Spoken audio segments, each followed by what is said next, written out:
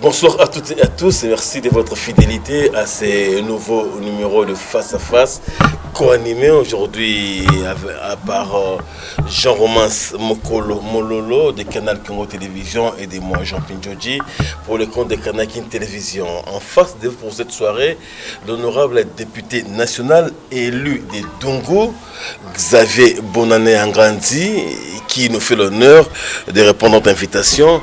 Et pour cette soirée, avec bonne année en grand Xavier, nous parlerons de l'importante commission qu'il dirige au sein de l'Assemblée nationale, la commission chargée d'examiner les rapports de vacances parlementaires des députés nationaux. Jean-Romance Mokolo, en face de nous, un député national, un client important. Aujourd'hui, nous parlerons des rapports des vacances parlementaires qui nous semblent importants parce que c'est là où l'État va comprendre les problèmes qui se posent dans nos différentes juridictions. Oui, en tout cas, je salue tous les téléspectateurs de Canal King Télévision et de Canal Congo Télévision. Et nous avons ce réel plaisir d'avoir en face de nous un grand acteur politique. Il s'agit de Bonane Yanganzi. Donc, comme vous êtes président de la commission spéciale et intérimaire chargée de l'examen des rapports de vacances parlementaires des députés nationaux, nous voudrions savoir dans un premier temps si vous pourrez nous faire en tout cas l'économie de ces rapports-là que vous avez présentés devant la plénière qui avait été approuvée. Merci beaucoup Jean-Pierre Njodi et Jean-Romance de Canal King Télévision. Émission Face à Face. Je suis donc président d'une commission spéciale chargée. C'est une commission spéciale et temporaire chargée d'examiner le rapport des vacances parlementaires à l'Assemblée nationale. Pour répondre avec précision à votre question, vous savez que les travaux à l'Assemblée nationale sont organisés conformément à la Constitution et conformément surtout à notre règlement intérieur. Et au cours d'une année civile, nous avons 2 sessions ordinaires et entre chacune de ces sessions, nous avons les vacances parlementaires. Une première session commence le 15 mars et se termine le 15 juin. Et une deuxième session commence le 15 septembre et se termine le 15 décembre. Donc, du 15 décembre au 15 mars, il y a une période de vacances parlementaires, comme du 15 juin au 15 septembre, nous avons les vacances parlementaires. Alors, le règlement intérieur fait obligation à chaque député de retourner dans sa circonscription électorale, dans son fief électoral, pour en fait, dans un premier temps, rendre compte à sa population du travail qu'il fait à l'Assemblée nationale. Vous connaissez le travail d'un député, c'est essentiellement 3 choses. C'est légiférer, c'est contrôler, et puis c'est représenter. Et il doit donc rendre compte à la base, comme on dit, du travail qu'il fait au niveau de l'Assemblée nationale. Mais aussi, pendant la même période, et je pense que c'est la période la plus importante pour un député, parce que d'expérience, c'est le moment où le député travaille plus pendant les 3 mois, et vous voyez l'immensité de notre pays, donc qui présuppose l'immensité des circonscriptions électorales. Les députés ont l'obligation de recueillir, de rencontrer, d'écouter et d'enregistrer quelles sont les doléances de sa population, quels sont les problèmes majeurs qui se posent dans sa circonscription et quelles sont les propositions que nos populations font dans la résolution de la problématique en fait du développement de nos institutions. Et voilà. Entre la population Et leurs représentants. Et donc, pendant cette période, les données, les informations que les députés recueillent, il revient avec ça au niveau de l'Assemblée nationale. Qu'est-ce qu'il en fait? Le règlement intérieur prévoit donc que les rapports, les différents rapports des 500 députés de l'Assemblée sont rassemblés dans les 15 jours qui suivent la rentrée des vacances parlementaires. Chaque député a l'obligation de déposer au bureau de l'Assemblée nationale son rapport. Et maintenant, le règlement intérieur prévoit la création d'une commission spéciale et temporaire qui est chargée d'analyser chacun des rapports, d'en faire une synthèse.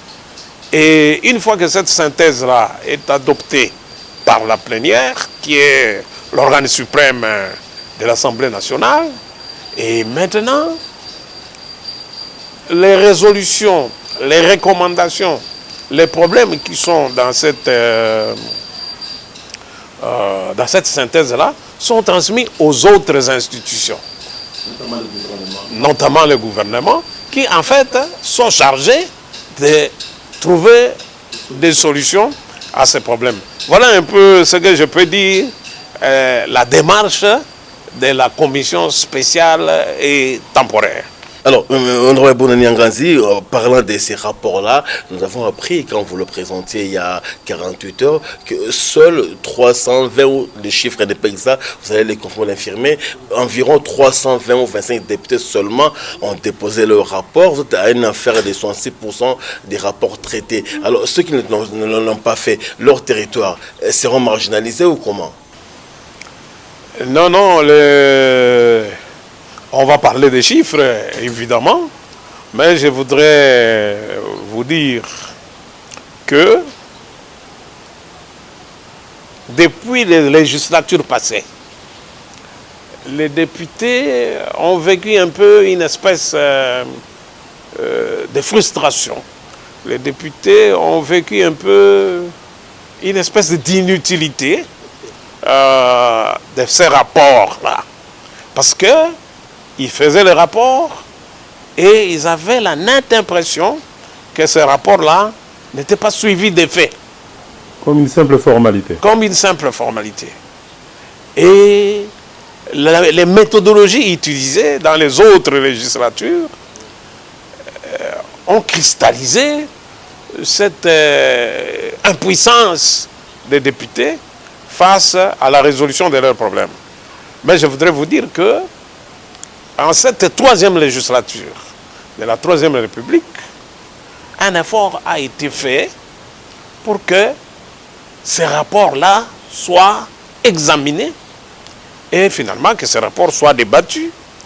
Historiquement, vous verrez que de toutes les législatures, ils ont eu des méthodologies plus ou moins inachevées qui n'ont pas permis de faire un travail aussi systématisé.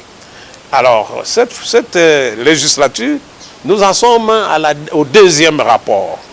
Le premier rapport a été fait en 2020 pour les périodes qui vont de 2019 en 2020.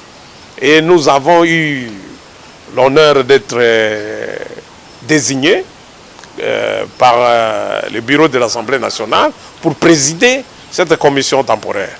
Et nous venons d'être reconduits pour la deuxième fois pour présider. Alors, devant cette espèce d'inaction, maintenant, les députés aussi avaient tendance à ne pas privilégier la rédaction de ces rapports. Donc, lorsque vous donnez ces chiffres-là, vous avez l'impression que c'est trop peu, mais je voudrais vous dire que c'est déjà mieux par rapport aux législatures passées et par rapport à nous-mêmes, notre législature. Le premier rapport en 2020, il y avait à peine 56%. À peine 56% des députés qui avaient déféré à cette obligation. Et aujourd'hui, nous sommes particulièrement heureux parce que la rédaction et l'analyse des rapports est placée sous la supervision de la deuxième rapporteure, donc Madame Colette Tchombatundu, qui est deuxième rapporteur du bureau. L'article 137 du règlement intérieur lui confère la responsabilité de manager cette situation des rapports. Et nous devons ici saluer le travail qu'elle fait dans ce sens-là. Elle met un peu de la pression. Et nous-mêmes, en tant que commission, nous avons essayé d'encourager nos collègues. Ce qui fait qu'aujourd'hui, nous avons atteint 324 rapports qui ont été déposés pour la période sous examen. Donc la période du 15 décembre 2021 au 15 mars 2022, 325 rapports des vacances parlementaires ont été déposés par les députés, ce qui fait, mathématiquement parlant, 66%. 66%. Et lorsque nous faisons une comparaison des rapports cumulés par rapport au précédent rapport, nous avons 12% de progression. 12%. Et lorsque à l'université, quelqu'un a 66%, on appelle ça satisfaction. Et les 66% ne sont pas calculés par rapport aux 500 sièges de députés qui est prévu, parce que pour le moment, nous avons en fait 490 députés. Il y a 10 sièges qui restent à pourvoir, parce que d'autres collègues ont été nommés à des fonctions qui fait qu'ils sont frappés d'incompatibilité. Et entre-temps, leurs suppléants n'ont pas encore été validés. Alors c'est ce qui fait que nous avons 490 députés qui siègent à l'Assemblée maintenant. Donc nous attendions 490 rapports. Et sur les 490, 324 rapports ont été non seulement déposés, mais analysés, décortiqués et traités. Alors, l'autre dimension en tant que couverture de l'espace national. Le 324 rapports couvre en fait 154 circonscriptions électorales. Notre pays compte au total 181 circonscriptions électorales. Et ce sont donc 154 circonscriptions qui sont couvertes.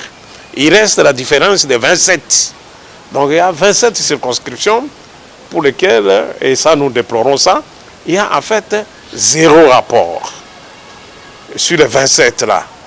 Alors ce qui veut dire que les problèmes de ces circonscriptions-là ne sont pas pris en compte dans ces rapports. Et pour la simple raison, parce que pour une raison ou une autre, nous ne faisons pas les contrôles de ceux qui n'ont pas fait le travail.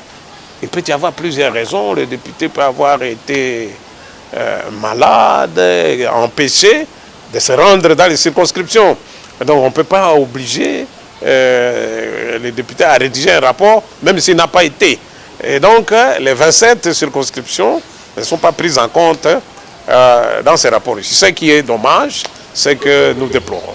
Okay. Oui, vous parlez dans votre économie de la synthèse que vous avez présentée à l'Assemblée avant-hier et au président de l'Assemblée nationale. Vous parlez des problèmes fondamentaux, notamment la sécurité, des problèmes d'infrastructure, de la vie sociale. Et tous ces problèmes-là, c'est pareil dans tous les 300 des rapports introduits? Oui. En fait, nous sommes en train de faire une synthèse. Alors, il y a une méthodologie de travail. Nous avons donc catégorisé les différents problèmes. Nous les avons compartimentés. Nous les avons donc classifiés selon les principaux thèmes qui apparaissent dans les rapports. Et là-dedans, effectivement, nous trouvons des problèmes qui sont liés à l'administration du territoire, qui sont des problèmes d'ordre politique, qui sont des problèmes d'ordre administratif. L'administration du territoire, c'est le fonctionnement de nos entités, de nos provinces, de nos territoires, de ce qu'on appelle les entités décentralisées, c'est-à-dire les collectivités, les secteurs, les groupements, les localités et jusque dans les villages. Le député aujourd'hui, dans notre pays, est l'unique organe, si vous voulez, l'unique personnalité politique qui a l'avantage d'être réellement sur le terrain. Il est dans les villages, il est dans les collectivités, il est dans les territoires, il est dans les provinces. Et donc c'est le principal témoin, à la fois témoin et acteur, de la vie sociale de notre pays. Et donc, comment ça fonctionne? Vous allez voir, par exemple, nous avons des grands problèmes. Depuis que nous avons fait la décentralisation, depuis que nous avons démembré les provinces, les administrateurs du territoire, dans tous les territoires de la République, ne sont pas payés. Ils n'ont pas de salaire. Les administrateurs n'ont pas de frais de fonctionnement. Que dire alors pour les chefs de chefferie, les chefs de collectivités et les chefs de groupement, les chefs de localité? Ils ne sont pas du tout pris en charge par la République. Ça, c'est une difficulté majeure. Sur le plan administratif, toujours, quel est l'état des lieux, des infrastructures, de nos bureaux administratifs? Quel est l'état des lieux de nos prisons? Quel est le fonctionnement de la justice? Est-ce qu'il y a des tribunaux de paix dans tous les territoires? Non. Alors comment la justice est distribuée? Voilà, ça c'est un problème qui est lié à l'administration du territoire et aussi à l'aménagement du territoire. À l'aménagement du territoire, il y a aussi des problèmes qui ont un caractère économique. C'est le développement à la base. Quel est l'état des lieux de nos infrastructures routières? Quel est l'état des lieux des infrastructures scolaires, des infrastructures sanitaires, ainsi de suite. Et nous avons des problèmes qui sont d'ordre, comment je vais dire ça, socio-culturel.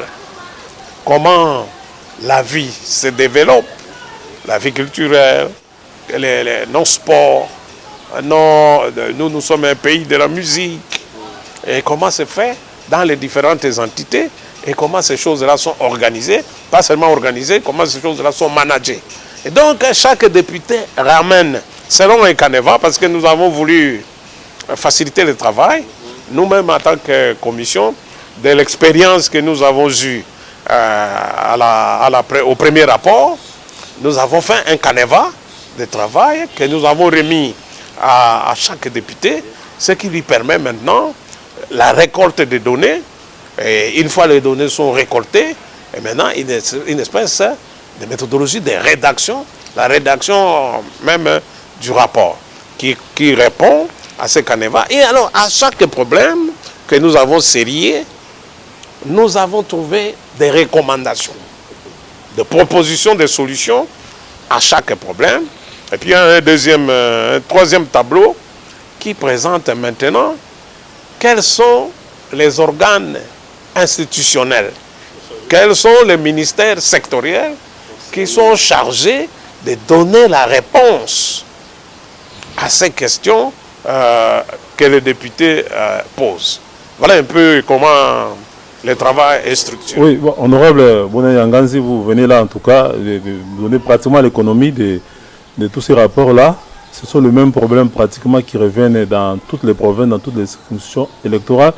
Bon, je ne sais pas, par rapport au premier rapport, est-ce que vous aviez noté quand même une certaine prise en charge de tous ces problèmes-là qui sont évoqués, qui sont décriés, des desiderata de vos électeurs à travers vos rapports, ou y a-t-il un recul par rapport à la prise en charge de toutes ces recommandations que vous avez faites après le premier rapport de votre commission?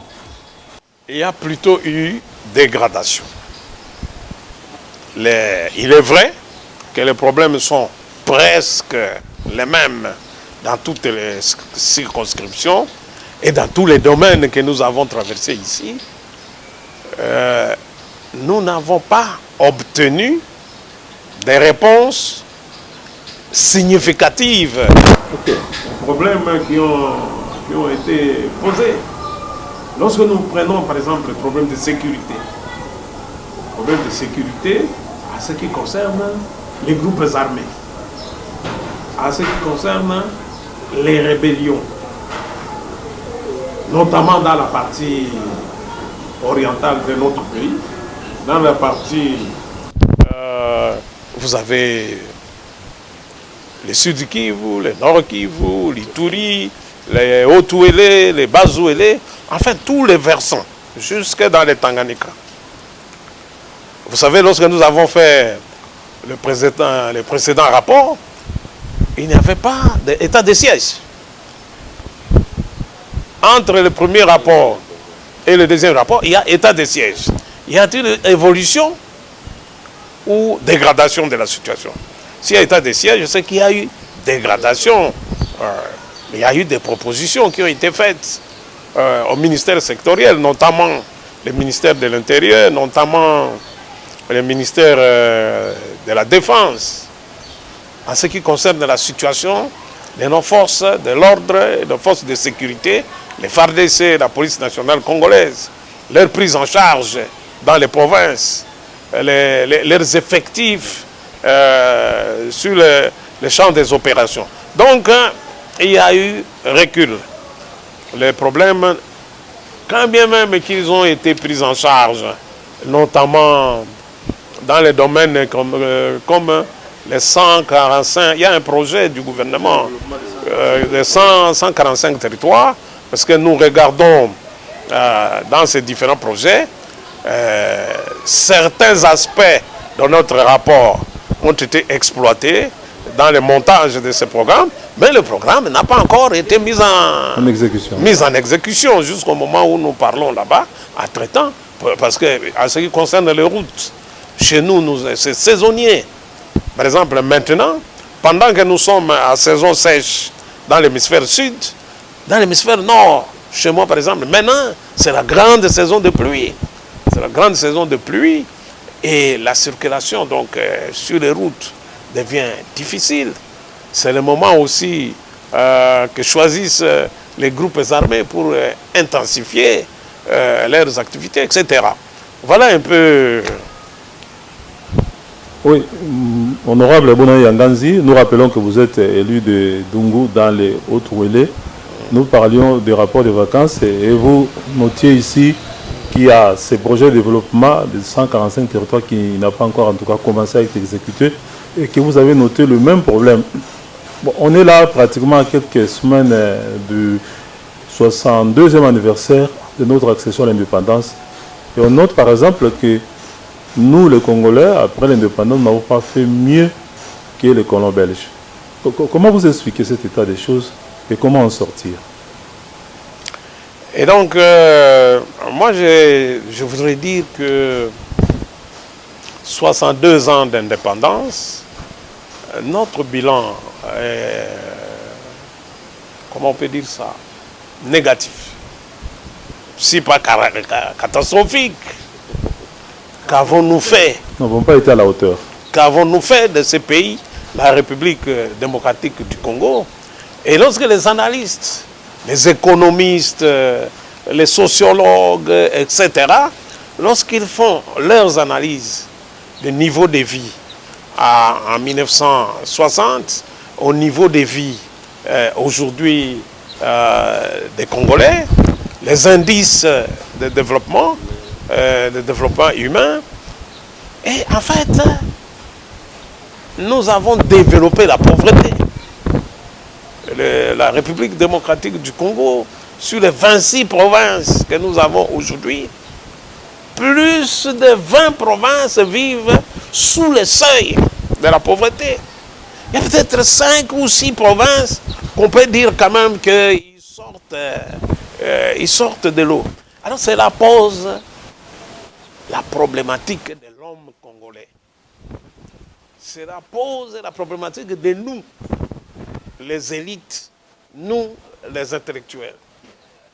En fait, moi je suis député, je suis membre du gouvernement, je suis président de la République. Et vous voyez comment les élites se battent pour occuper ces différents postes. Mais on se pose la question, pourquoi faire si la situation est celle-là? Et plus on se succède, plus on se ressemble, plus si ce n'est pas pire. Et c'est vraiment la grande désolation. On a transformé le pays en un vaste restaurant où tout le monde vient chercher à manger. Il ne se pose pas la question à la cuisine du restaurant. Comment les choses se passent? Comment fait-on pour que la nourriture arrive dans les restaurants? Comment les techniciens de ces restaurants sont là-bas? Et voilà, 62 ans après, je pense que nous n'avons pas été à la hauteur des défis et des enjeux de développement de notre pays, la République. Il faut quoi alors pour s'en sortir? Il faut un leadership fort, il faut une révolution de mentalité, comme ça s'est passé en Chine. Il faut un sursaut. Il faut un sursaut. Il faut un sursaut d'orgueil. Il faut... Comment on peut dire ça? Il faut un saut épistémologique face à la situation pour dépasser nos propres limites afin de proposer des solutions. Et puis il y a un décollage conceptuel. Parce que les Congolais, ils vivent au Congo comme dans un pays de transition pour aller vers le mieux-être qui se trouve nécessairement ailleurs et pas chez eux. Alors, que faisons-nous? Dès que nous aurons fait ce saut existentiel, nous aurons pris conscience que c'est cet endroit ici, c'est ce pays ici, la République démocratique du Congo, que Dieu nous a donné. Et nous a donné une mission de le fructifier, de le développer. Alors, ce serait déjà un pas géant. Nous parlions ici avec Jean-Romain Neprel par rapport à l'indépendance. Nous parlons des rapports de France parlementaire. Élu vous-même du territoire de Dongou dans les Hautes-Ouélé. Vous avez été à Dongou. De votre ressenti personnel, les mêmes problèmes, bien évidemment, ils se posent aussi à Dongou. Mais vous êtes de là, c'est votre fait électoral. C'est là où on vous a élu comme député. Et votre ressenti, par quand vous avez vécu ce que vos électeurs vivent, vous avez eu quelle réaction à chaud? La réaction qui est toujours une réaction d'impuissance. Par exemple, dans ma circonscription, dans les territoires de Dongou, qui se trouve tout à fait excentré au nord de la République, en frontière avec le Soudan du Sud et la République centrafricaine. Et donc, lorsque vous arrivez dans les territoires de Dongou, nous avons des problèmes essentiellement de sécurité. C'est là-bas qu'on trouve des terroristes qu'on appelle LRA. LRA qui sont des rebelles ougandais, qui ont traversé, qui sont chez nous depuis des dizaines d'années. C'est là où on trouve aussi les Mbororo. Les Mbororo qui sont des éleveurs nomades, terroristes, qui occupent l'espace avec leur bétail et qui sont armés. Mais face à cette situation, l'État est désarmé. Parce que c'est un territoire totalement enclavé. Et lorsque vous arrivez à la frontière du Sud-Soudan et les éléments de force qui sont là, qui doivent faire, mais il y a une dizaine de FARDC. Il y a un policier qui est là-bas, alors on l'appelle commandant. Quand je l'ai salué, moi j'ai dit, mais commandant. Alors il m'a répondu de manière humoristique, il dit non, moi je n'aime pas qu'on m'appelle commandant parce que je n'ai pas de troupes. Appelez-moi plutôt représentant de la police, représentant de la police nationale congolaise. Alors, vous voyez un peu, devant cette situation, les routes qui sont là, qui n'ont jamais été réhabilitées, les infrastructures scolaires qui datent de 1955, et la même chose pour les hôpitaux et les centres de santé. Et l'absence de réponse de l'État, l'absence de réponse de l'État que nous sommes, c'est ce qui nous fait une espèce d'impuissance. Mais on ne se décourage pas, parce que lorsque nous voyons la population, contrairement à nous les élites qui sommes ici, la population a développé des mécanismes de subsistance. Parce qu'ils ne se sont pas déclarés morts ou vaincus par la misère. Ils ont développé des comportements qui font qu'ils prennent les choses du bon côté, ils donnent les solutions localement parlant, mais ce n'est pas suffisant. Il faut qu'il y ait des technostructures de l'État qui viennent au secours de ces populations. Ils ne peuvent pas construire des routes sur 200 km, ils ne peuvent pas les antennes de télécommunications, les centres ou les hôpitaux. Et donc il faut qu'il y ait l'État, pas seulement l'État central, mais aussi l'État province. Ainsi de suite. Alors, honorable, vous parlez ici, hier, avant-hier, on a vécu que votre rapport, votre synthèse a été adoptée à la plénière à l'unanimité. C'est-à-dire que c'est un motif d'espoir, c'est un motif d'encouragement, c'est un motif de comprendre que les solutions idoines, les solutions appropriées viendront demain. Parce que quand plus de 300 députés adoptent un rapport, c'est-à-dire que l'exécutif ne fait que se plier. C'est-à-dire la démarche qui est actuellement celle de l'Assemblée nationale, essentiellement du bureau de l'Assemblée nationale avec Mme Colette Tchomba, qui est le deuxième rapporteur chargé de la question. Nous développons ce qu'on appelle la diplomatie parlementaire vis-à-vis des autres institutions. Et si les députés, l'ensemble des députés qui étaient à la plénière le jeudi passé, ils ont adopté, tout le monde a voté oui pour notre rapport, sauf une abstention, une seule abstention. Ce qui est un record, cela veut dire, ceci rencontre, en fait, notre rapport rencontre le vouloir du député, parce qu'aujourd'hui, le député est devenu non seulement ce que j'ai dit ici, légiférer, contrôler, représenter, mais il est devenu un acteur, comment on peut dire ça, l'agent humanitaire dans sa circonscription. Il est à la fois le président de la République, le gouvernement central, le gouvernement provincial, parce que c'est le seul qui va là-bas. Dans mon territoire, la dernière fois qu'un président de la République est arrivé dans mon territoire, c'est en 1985. Dans mon territoire de Dungu, la dernière fois qu'un président de la République est arrivé là-bas, c'est en 1985. Et la dernière fois qu'un premier ministre est arrivé à Dungu, c'est en 2009. Et depuis 2009, aucun ministre du gouvernement central. Rarement les gouverneurs de province. Et seul le député y va. Alors le député, quand vous arrivez là, vous représentez tous ces absents-là. Et on vous soumet tous les problèmes. Tous les problèmes de la République vous sont soumis.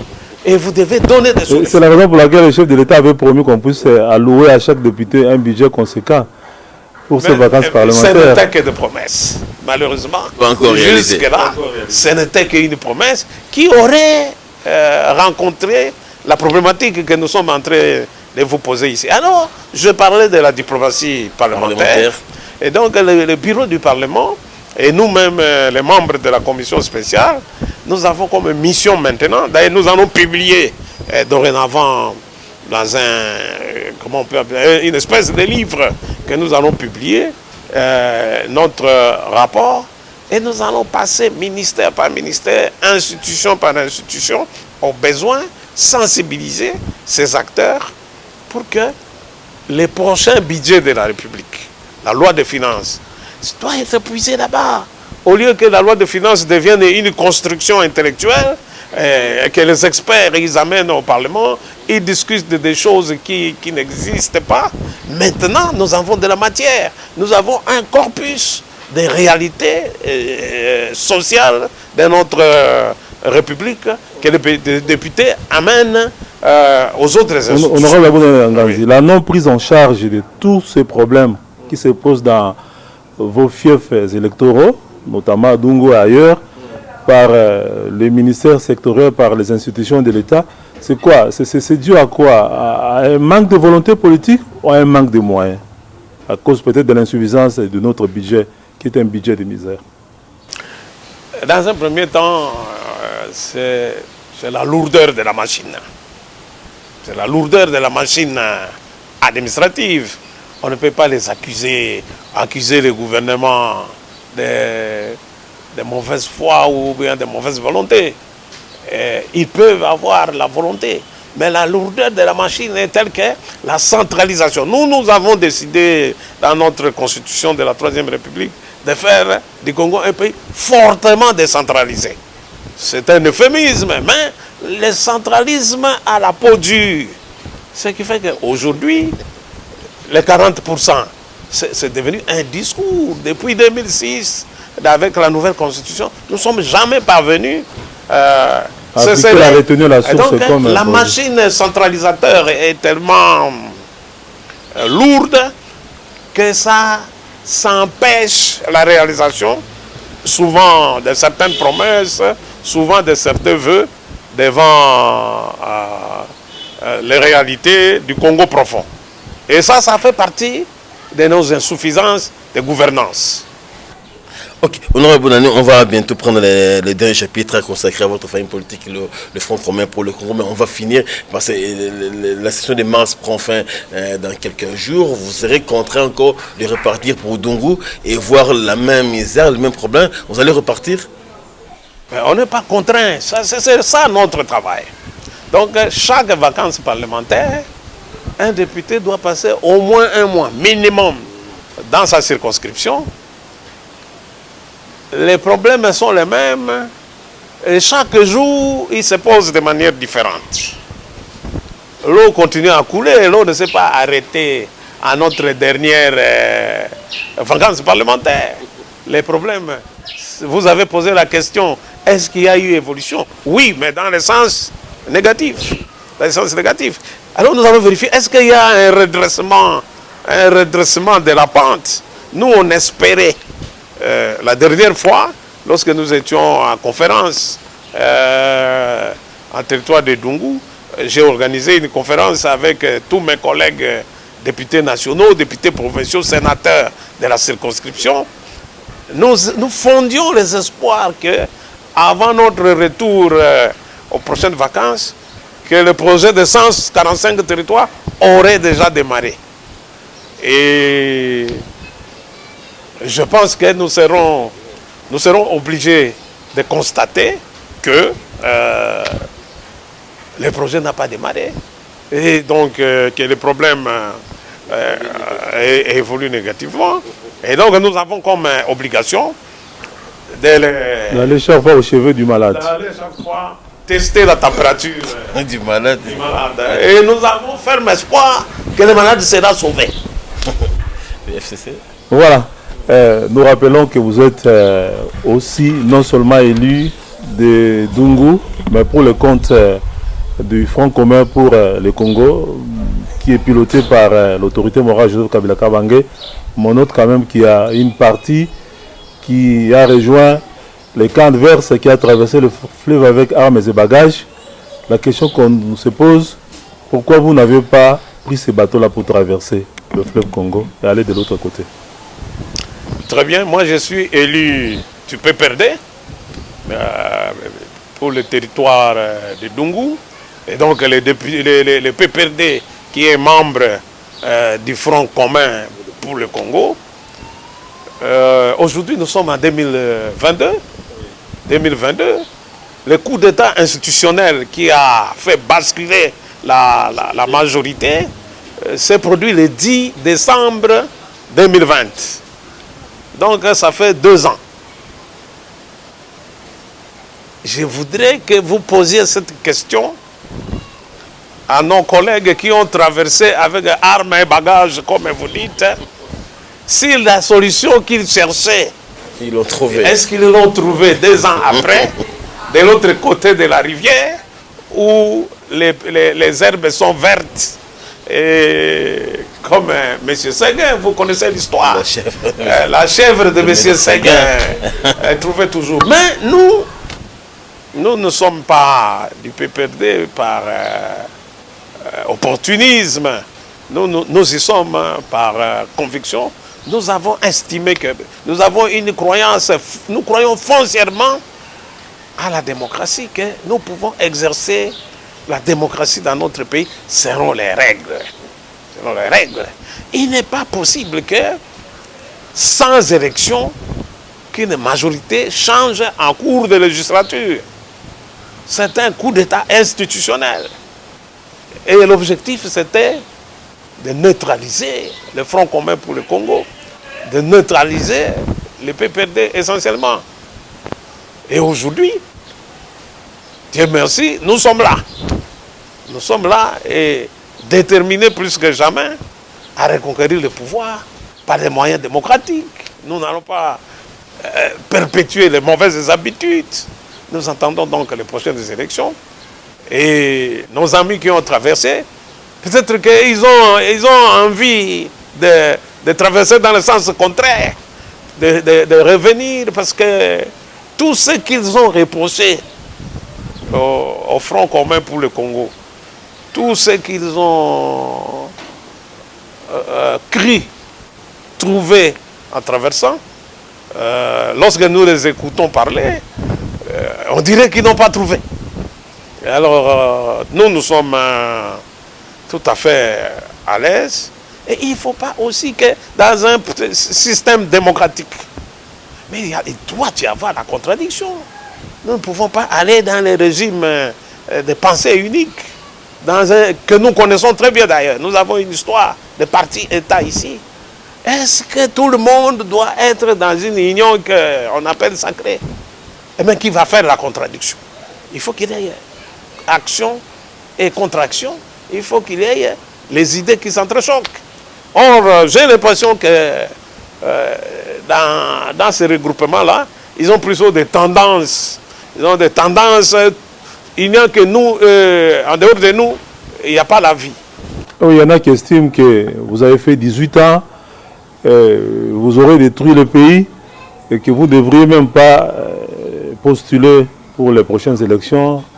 Il faut karma vous mettre en vacances pendant autant d'années, le temps que ceux qui sont aux affaires aujourd'hui puissent redresser le pays. Bon, on appelle ça rhétorique. Ce sont des roulements de machines qui n'ont rien de démocratique. Nous sommes ici, vous avez parlé tout à l'heure de 62 ans d'indépendance. Et vous sortez seulement 18 ans sur 62. Et vous voulez baser le développement de tout un pays sur un pan d'histoire. Le bilan de 62 ans d'indépendance étant négatif, pourquoi vous voulez singulariser les seuls 18 ans? Et dans ces 62 ans-là, nous tous, nous sommes là-dedans. Chacun a des niveaux divers. Alors, lorsqu'on a fini cette rhétorique-là, vous avez détruit le pays, etc. Qu'est-ce qu'on met sur la table après avoir dit ça? Ça m'a toujours étonné, ça revient souvent dans des discussions de grandes personnes. 18 ans, etc. Comme si le pays a été créé, est devenu indépendant depuis 18 ans. Et quand on a fini de dire ça, qu'est-ce qu'on fait pour changer? Et nous sommes en train d'entendre depuis le 10 décembre 2020, nous entendons voir qu'est-ce qu'on a fait. Vous voyez, c'est ça la grande difficulté et c'est ça notre retard politique. Moi, je m'exerce souvent à zapper les chaînes de télévision. Nous écoutons les débats politiques au Congo, nous voyons les débats politiques dans d'autres pays africains, et nous voyons des débats politiques, par exemple, en France, là, ils sont dans les élections législatives. Mais faites votre travail, vous êtes des journalistes d'investigation aussi, faites vos analyses documentaires. De quoi parlent les politiciens congolais lorsqu'ils font leurs débats? Les débats entre Congolais. Et il y a des émissions comme ça, débats entre Congolais. Vous êtes face à face. Vous êtes face à face. Vous voyez défiler devant vous, vous avez dit des clients politiques. Des clients politiques ici. De quoi parlent-ils? On parle, par exemple, ils viendront vous dire que non, le député de Dungu, il a des cheveux blancs, le député de Dungu a des gros ventres, mais comment ce fait-là, qu'il a des cheveux blancs, va développer le peuple de Dungu? Et à ce moment-là, vous n'aurez pas de réponse. Et pourtant, le Congolais et la Congolaise, Ils attendent des réponses à leurs problèmes. Ils n'ont pas besoin de savoir qu'ils sont beaux, etc. Nous avons des réponses. Il y a 18 ans, la République démocratique du Congo n'existait pas. Dans sa dimension territoriale, etc.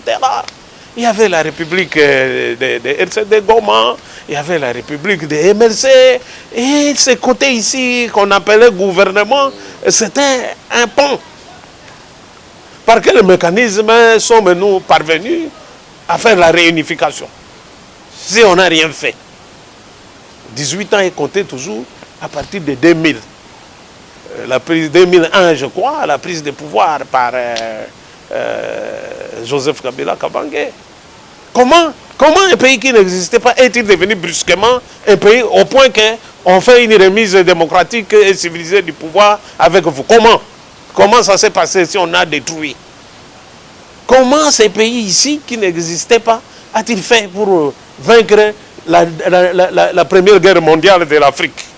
Il y avait plus de 12 pays qui étaient ici en guerre dans notre pays. Comment on en est arrivé aujourd'hui à avoir une armée qui est 8e au classement des pays africains si rien n'a été fait?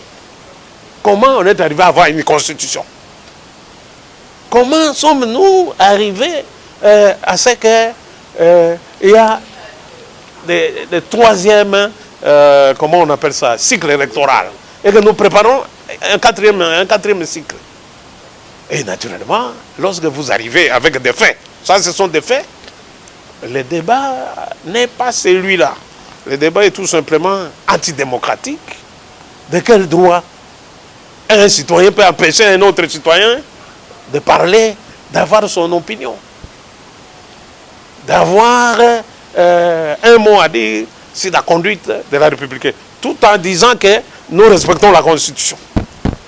Les gens qui disent cette rhétorique-là, un roulement de machines que nous écoutons depuis, mais qui n'a pas de solution. Ok, voilà. Il nous reste 2 petites minutes, sinon Freddy Tanki dit 2 petites minutes. Okay. Le temps est passé très vite. Ça va trop vite. Trop vite. Revenons un peu à vous-même en tant que député, peut-être prochain candidat aux législatives. Vous allez nous dire si vous repartirez à Dongo en 2023 pour postuler encore. C'est prévu? Ben là, c'est les partis politiques. Hein. Ça, c'est le PPRD qui décide. Et de toute façon, lorsque j'écoute mes électeurs, chaque matin, je commence par ça. Là-bas, ils se réveillent plus tôt. Nous avons des décalage de fuseaux horaires. Lorsqu'ils sont à 5 heures là-bas, nous sommes déjà à 4 heures.